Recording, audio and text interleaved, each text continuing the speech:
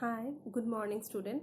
Today we are gonna start the chapter tense. Okay, tense we all know it very well, but the tenses generally we know about the tenses. That means there are three kind of mainly tenses. That is past, present, and future, and their classification like indefinite, continuous, perfect, and perfect continuous. So, but today we are just we are going to explain the use of tenses and where we can use the appropriate tenses. कहाँ पे उसके use होगा, कहाँ कौन सा tense का जो characteristic है वो क्या है, कहाँ पे यूज़ होता है, ये सब हम सीखेंगे. So today I will explain only present tense in this video. Later I will discuss past and future. So today we are only discuss about present tense.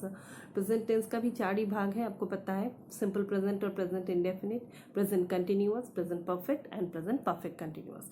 So we have to know where we can use this kind of present. Present का मतलब तो सबको समझ में आया है, because के present मतलब जो हो रहा है, जो वर्तमान है, जो चल रहा है, वही प्रेजेंट है हम लोगों का. तो यहाँ पे कहाँ पे सिंपल प्रेजेंट होगा, कहाँ पे प्रेजेंट कंटिन्यूअस होगा, कहाँ पे प्रेजेंट परफेक्ट होगा, परफेक्ट प्रेजेंट परफेक्ट कंटिन्यूअस कहाँ पे यूज होगा.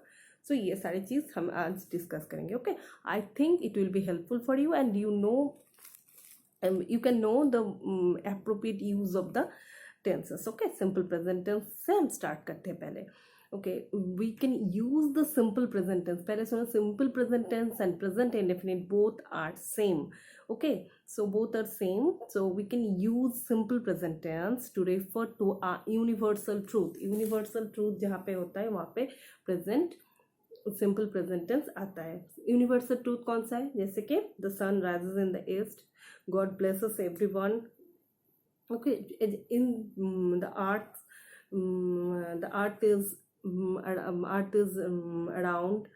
सो दिस काइंड ऑफ सेंटेंसेस जो यूनिवर्सली ट्रूथ है, जो कभी परिवर्तन नहीं होगा, जिसका कोई चेंज नहीं होगा. तो यही सब सेंटेंस को समझाने के लिए जो टेंस यूज होगा वो हमेशा प्रेजेंट इंडेफिनिट और सिंपल प्रेजेंट टेंस होगा. ओके, जो यूनिवर्सली ट्रूथ है, मतलब God is the almighty power, that means जिसका कोई चेंज नहीं है, जो यूनिवर्सल ट्रूथ है वो उसको यूज़ करने के लिए वहाँ पे हम प्रेजेंट इंडेफिनिट यूज़ करेंगे. Okay, number 2, to express a routine और हैबिचुअल एक्शन. रूटीन क्या है हम लोगों का? सुबह हम नींद से उठते हैं, whenever we are waking from our sleep, then we have to go to toilet, we regularly take our bath and brush our teeth, this kind of thing. So regular routine में होता है. उसके बाद के go to स्कूल के बाद पढ़ाई करना, उसके बाद टिफिन, ये सब जो रूटीन वगैरह होता है, जो हर रोज़ हम एक ही तरह से करते रहते हैं, actually this are called the routine और the habitual action. Habitual action मतलब जो बहुत दिनों से चल रहा है, हैबिट बन गया. हैबिट मतलब क्या?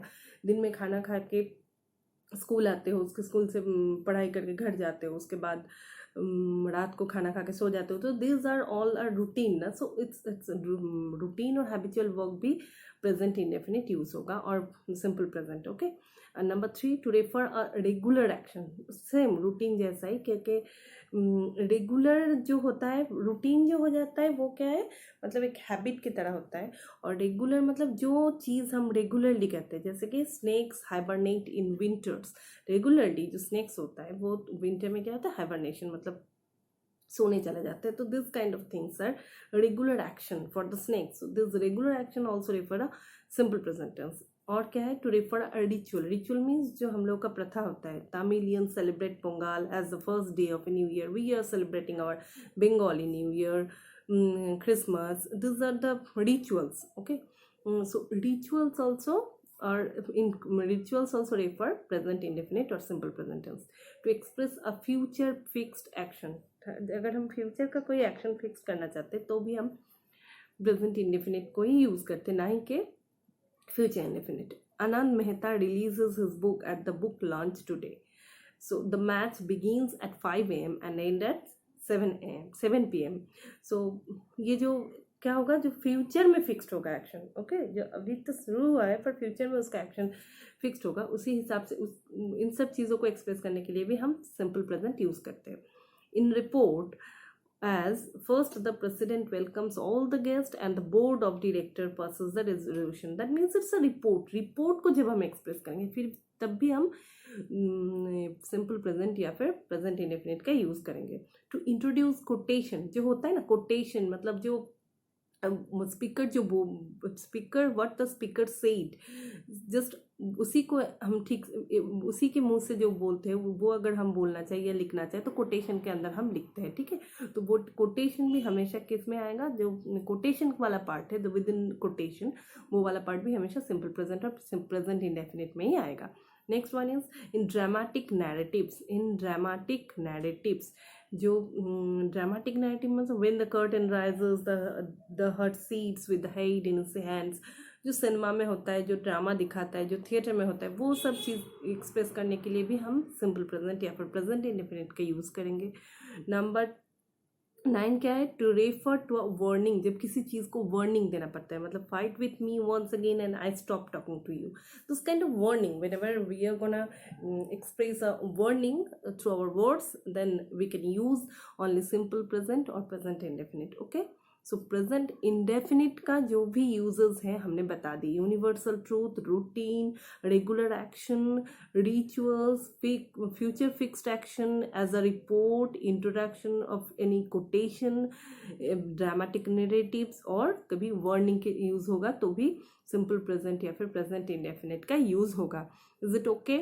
Okay, number 2 is present continuous. Present continuous में क्या होता है, we use this present continuous tense कहाँ पे यूज होगा, देखो, to refer to an action in progress at the time of speaking, जब जो एक्शन हो रहा है वो progress at the time of speaking जब जो बोला गया वही हिसाब से प्रेजेंट कंटिन्यूअस, मतलब होता चल रहा है, मतलब वो कंटिन्यूअसली चल रहा है। Someone is knowing at the door, he is writing a novel, मतलब अभी भी लिख रहा है, ठीक है। So the two refer N action in progress at the time of speaking, जब बोला जा रहा है बात को तब भी वो वाला काम हो रहा है। Okay, number 2, to refer to a short-term temporary action that may not be taking place at the time of speaking. Example देने से इजी होगा, she is coming late to school nowadays, he is preparing for a comparative examination these days, that means to refer to a short term temporary action, जो action है वो short term के लिए, ज़्यादा देर के लिए नहीं है, that may not be taking place at the time of speaking, जब बोला जा रहा है तब वो काम नहीं हो रहा है, फिर भी वो प्रेजेंट कंटिन्यूअस माना जाएगा। टू स्टेट करंट ट्रेंड्स, जो करंट ट्रेंड्स जो चल रहा है, जैसे कि अभी तो कोरोना चल रहा है, the people are becoming health conscious now, fitness freak, अब जो होता है तो सब लोग फिटनेस फ्रीक हो गए, health conscious, gym oriented, people are becoming more conscious of their rights nowadays. So this are the current trend, trendy जिसे कहते हैं हम ना, ट्रेंड, नया वाला ट्रेंड आ गया।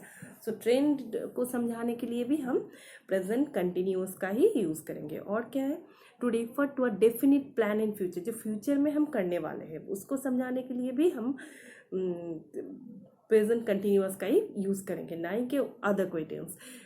डेफिनेट कोई प्लान अगर फ्यूचर में होगा तो उसको समझाने के लिए भी, तो उसको रेफर करने के लिए भी हम प्रेजेंट कंटिन्यूअस का ही यूज़ करेंगे।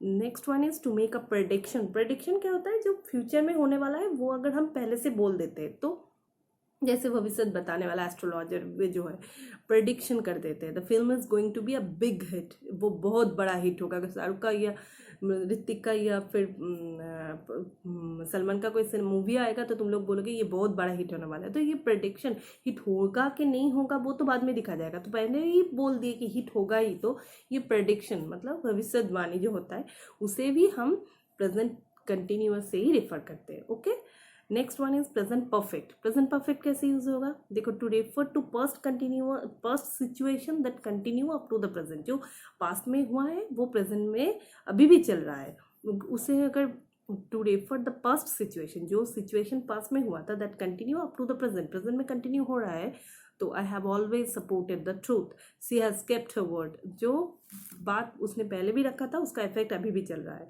To refer, second one is to refer to an indefinite action in the past where the exact time and other details are not given. Past का कोई भी इंसिडेंट जहाँ पे ना कोई डिटेल में टाइम का रेफर है, ना ही कोई एग्जैक्ट टाइम का रेफर है, ना ही कोई अदर डिटेल्स कुछ दिया गया है, उसे भी हम अगर रेफर करेंगे तो प्रेजेंट परफेक्ट में ही यूज होगा.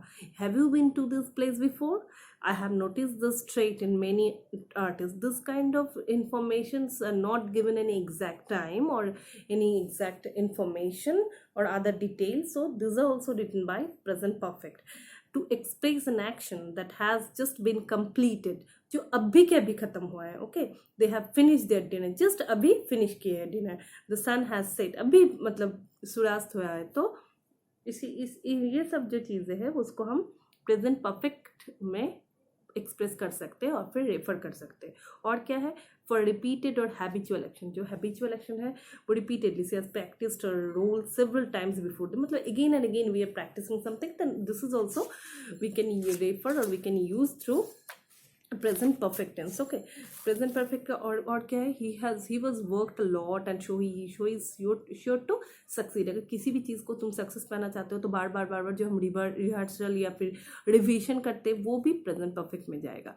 इन न्यूज़ ब्रॉडकास्ट और टेलीकास्ट, जो ऐसे आमपान का हुआ, जो कोरोना का हो रहा है, जो सुनामी का हुआ था, जो टेलीकास्ट होता है ना टीवी में या फिर रेडियो में, जो the cabinet has passed the resolution, the financial budget has allocated funds for rural housing, this kind of issues जो टेलीकास्ट होता है, जो ब्रॉडकास्ट होता है, वो भी प्रेजेंट परफेक्ट में जाएगा. और क्या, तो बाकी कौन सा रहा, प्रेजेंट परफेक्ट कंटिन्यूअस.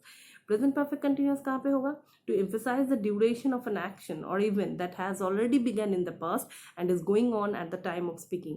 मतलब कोई भी काम जो पास्ट में ऑलरेडी हो चुका है, वो स्टार्ट हो चुका है, उसको अगर जोर देना पड़ा, मतलब एम्फसाइज करना पड़ा, जो अभी भी जब बोल रहे हैं हम तब भी उसका वो चल रहा है, मतलब to emphasise the duration of an action event that has already begun in the past, जो पास्ट में ऑलरेडी स्टार्ट हो चुका है, and is going on the time of speaking. जब हम बोल रहे हैं अभी प्रेजेंट में, वो काम अभी भी चल रहा है, तो उसे रेफर करने के लिए या फिर जोड़ देने के लिए हम प्रेजेंट परफेक्ट कंटिन्यूअस यूज कर सकते हैं. जैसे कि the teacher has been speaking to the student for the last 2 hours. Teacher बात कब शुरू किए थे, 2 घंटा पहले, और 2 घंटा बाद में अभी भी जब बोल रहे हैं तभी भी बात फिनिश नहीं हुआ, वो अभी भी चल रहा है. So this is also a case of present perfect continuous. And number 2, we have been planting trees since morning. सुबह से हम पौधे लगा रहे हैं, ट्री प्लांटिंग कर रहे हैं, तो सुबह तो बहुत पहले स्टार्ट हो चुका है, अभी भी चल रहा है वो वाला काम. तो जो काम के ऊपर जोर दे रहे हैं वो पास्ट में कभी शुरू हुआ है और प्रेजेंट में अभी चल रहा है, तो वो भी present perfect continuous tense. Okay, and to draw a conclusion मतलब जो फिनिशिंग होता है, जो काम पहले हुआ है उसका ही तो फिनिशिंग होगा ना, जो इंट्रोडक्शन ऑलरेडी हो चुका है. Humidity is the highest today as it has been raining throughout the night. That means जो ह्यूमिडिटी बढ़ रहा था उसका खत्म कब हुआ, जब रेन हुआ रात को. Supriya's eyes are red as he has been studying all night. So the conclusion, जो अंत होता है, उसे भी समझाने के लिए हम प्रेजेंट परफेक्ट कंटिन्यूअस टेंस का यूज कर सकते हैं. Okay, I think this video is useful for you. Okay, bye.